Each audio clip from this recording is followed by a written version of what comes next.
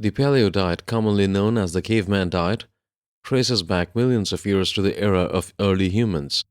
After a recent comeback, it's considered a common fad in current diet culture. Hey everyone, this is Rick here from healthybodiesandminds.com. Hope you all are staying healthy and sane. Let's jump into today's video after this short intro.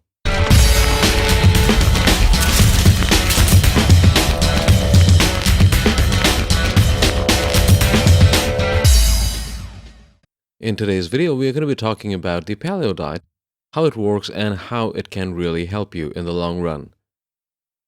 A paleo diet is a dietary plan based on foods similar to what might have been eaten during the Paleolithic era, which dates from approximately 2.5 million to 10,000 years ago.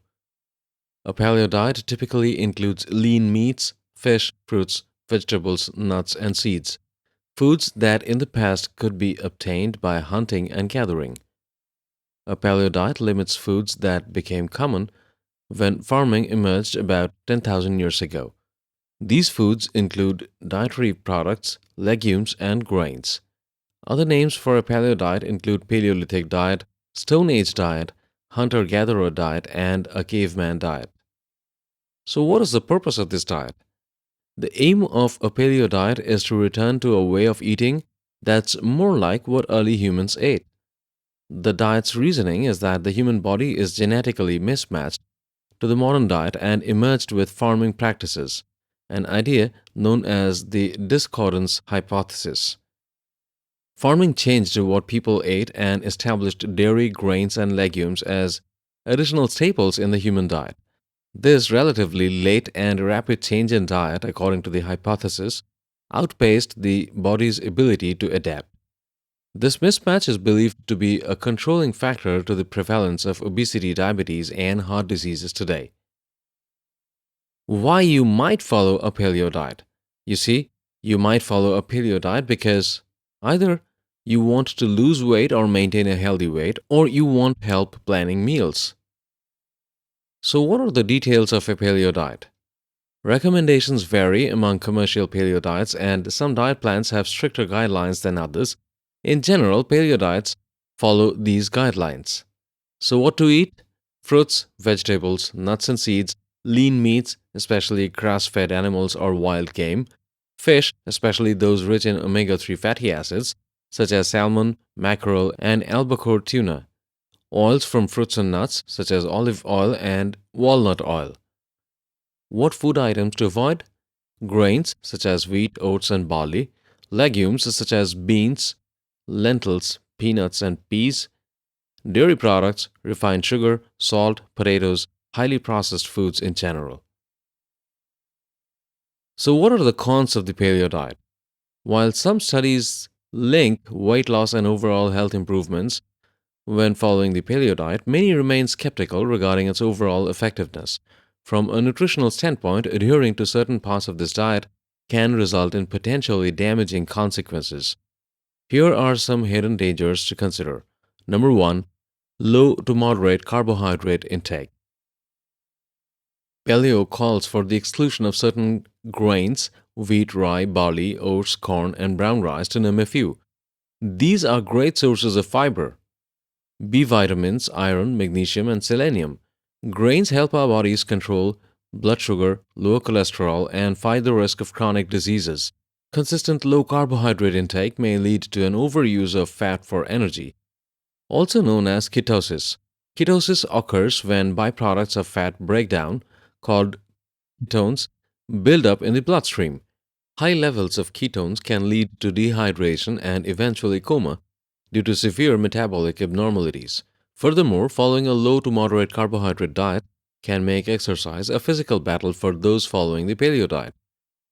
During aerobic exercise, longer exercises such as running, biking, swimming, and walking, our bodies use carbohydrates for fuel.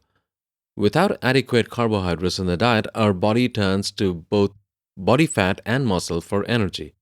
This results in the breaking down of muscle mass, which is known to increase our metabolism and help us burn more calories per day. Feelings of physical fatigue and exhaustion throughout the day and during exercise can be signs of muscle breakdown. Number 2, restriction of dairy products. This is a hidden danger. Dairy restriction can lead to deficiencies in calcium and vitamin D, which are critical to bone health. Number 3, saturated fats are suggested in very generous amounts. You see, consuming the paleo diet recommended amount of saturated fats can increase the risk of kidney and heart disease, as well as certain cancers. Number 4, high intake of red meat and high fat meat. Past and current research suggests that a heightened level of high fat meat and saturated fat can increase LDL, which is low density cholesterol, bad cholesterol, and the risk of bowel cancer. As per the American Heart Association, an adult should consume a total of approximately 13 grams of saturated fat per day. On a paleo diet, saturated fat intake can approach upwards of 50 grams per day, which isn't essentially very good for the body. Number 5, segmentation of good and bad foods. A one-size-fits-all best diet approach does not work and can be problematic to most individuals, especially those prone to black and white, all or nothing thinking. Categorizing foods into good and bad can lead to feelings of guilt, shame, and low self-worth when the rules of a diet are broken.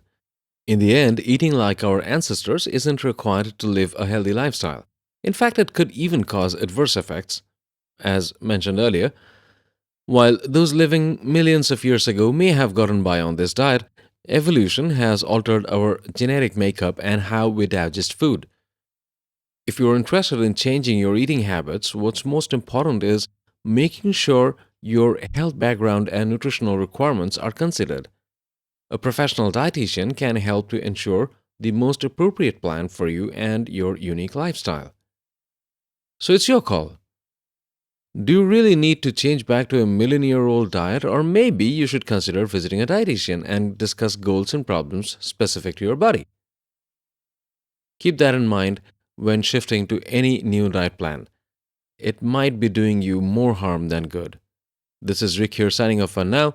I'll see you again in my next one. Please don't forget to subscribe to the channel, and if you're already subscribed, don't forget to hit the notification icon. I'll catch you again in the next one. Thank you.